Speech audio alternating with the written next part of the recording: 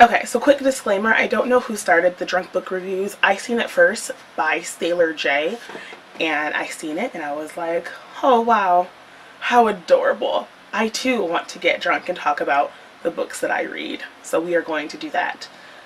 I love her and she's adorable, and I will put her link below, and she makes tons of funny videos about relevant topics, and I would probably ask for her hand in marriage if that didn't make me seem like a huge weirdo. Let's start. Strawberries. So the book I'm going to be talking about is Leah On The Offbeat by Becky Alboretti. I read this last month in May, and it's June now. And even though I have effectively forgotten pretty much everything about this book, I'm going to talk about it anyway because I remember loving it. Thanks, ADHD. I appreciate all that you do for me, by the way. So Leah On The Offbeat is the companion novel or second novel to Simon versus the Homo sapien Agenda. I also read that last month, but to be honest, if it's going to be like a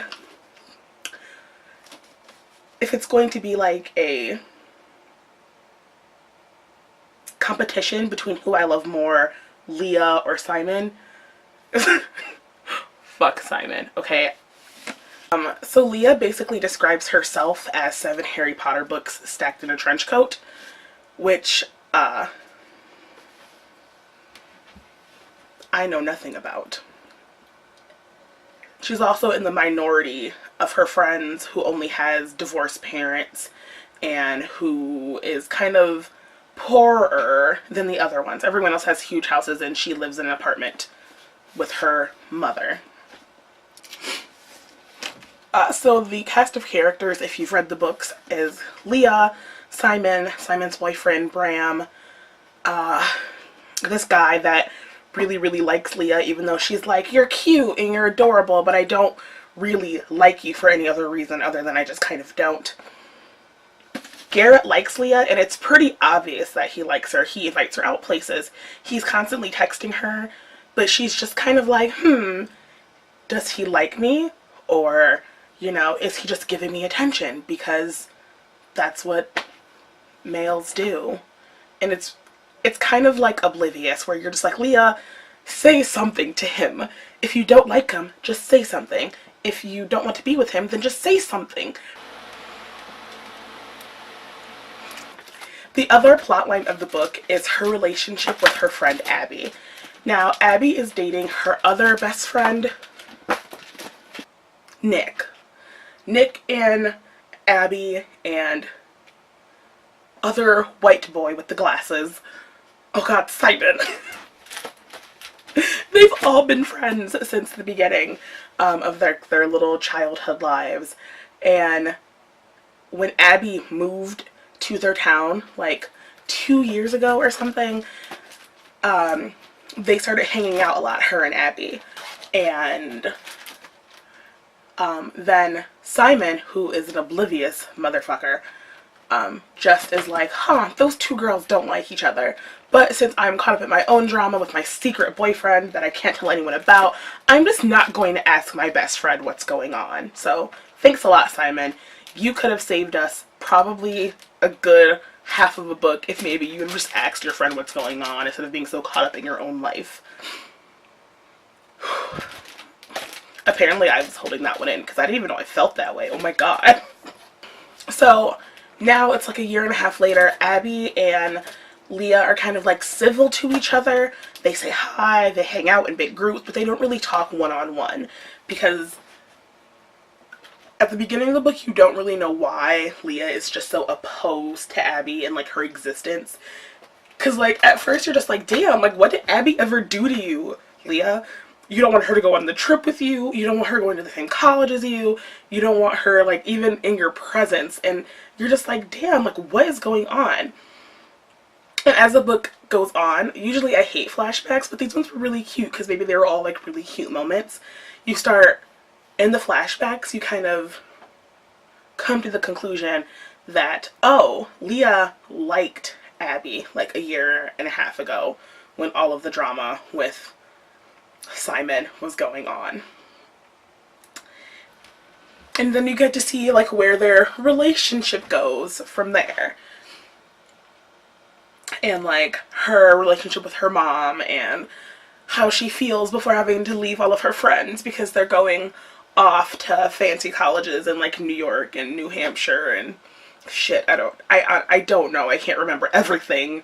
Get off my back, please. I gotta wrap this up because eventually I'm just going to be a wreck and I'm just trying to text my girlfriend and record the videos and things. Because I feel like I relate a lot to Leela. Leela. Oh no!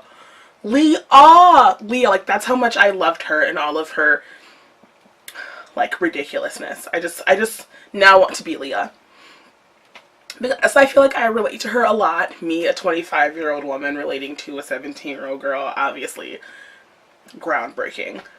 But I will say because I relate to her so much, there are a lot of things that I don't like about her personality. And honestly, Leah is kind of a bitch. Especially to her mom. Like, oh my god. Like, I don't know if it's just like the mother in me that was just like, say it again and I will whoop your ass. Because I swear to God, I don't work 60 hours a week for you to be like this. But it was kind of like everything her mom tried to do and like tried to connect with her. Leah was always just like, please, this is my emotional wall and I am comfortable with the distance, right? You need to back up, Mom. It was like she didn't want to talk to her boyfriend. She didn't want to do anything with her mother. She was arguing over the cost of a dress. And like she said some really choice words. And I can't remember what they were. And I wouldn't be able to remember even if I wasn't drinking. But like it was just like, you know, I lied. I fucking lied. I do remember what it said. It was some like, oh, you know, I think it was some type of like horror comment. Like she was insinuating that her mother was only sleeping with her boyfriend, her mother's boyfriend, not Leah's boyfriend. Leah doesn't have a boyfriend. Just drink every time I fuck up and ramble.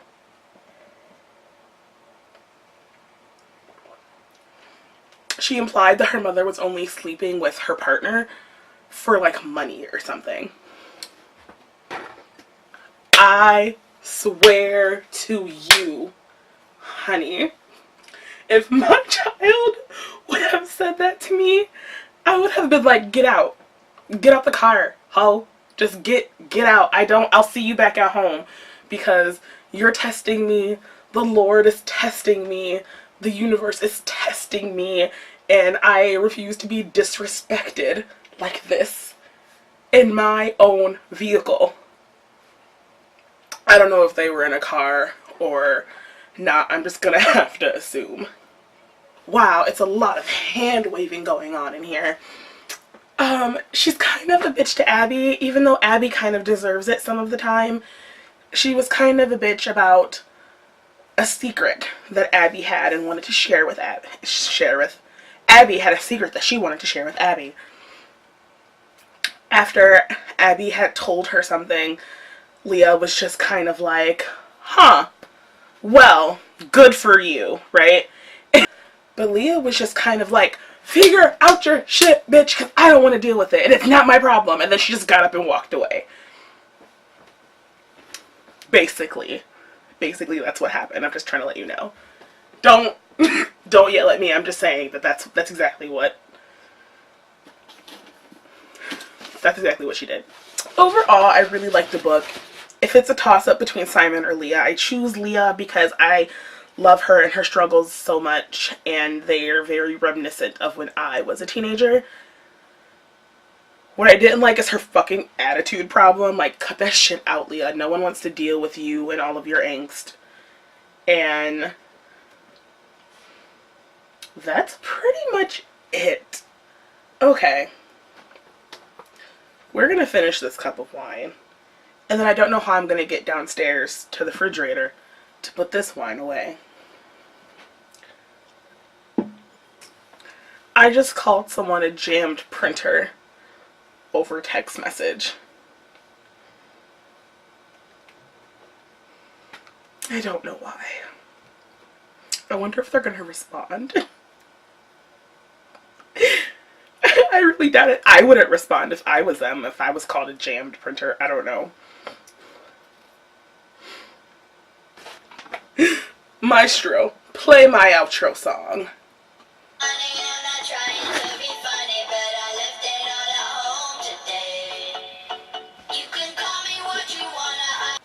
I don't know. I don't know if like the weird things that children do now is just like, oh hey, I know something happened this weekend and we need to talk about it. Today is Monday. Let's talk about it on Friday. See you then, ho. Like, I don't know why that upset me so much, because if something happens between me and my friends, I want to talk about it immediately. Like, literally on the way home, we're talking about the fight that we just had and how we're going to make it better, because I'm not seeing you all week at work. Let's just assume it's work, because I'm not going back to high school. No, ma'am. I'm not going to see you for 5 days at work and then be like, hey, we're small for Friday to talk about that thing, right? That happened this weekend. And then he's just like, yeah, dude, see you then. I don't know why that was just such a weird transition to me. Like, maybe in the store, like, it just had to be that Friday instead of just like, no, bitch, we gonna talk right now. Meet me outside after school, 3:05, thank you. That would have been me, personally.